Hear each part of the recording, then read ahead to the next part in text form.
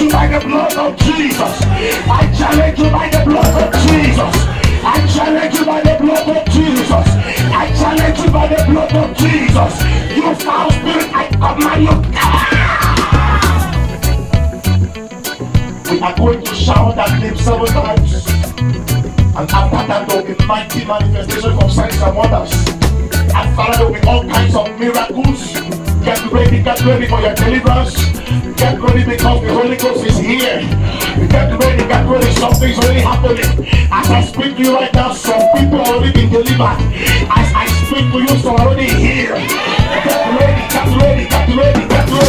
We are going to shout the name of Jesus 7 times. The Bible says at the mention of that name, every knee must bow, every tongue must confess that Jesus Christ is Lord.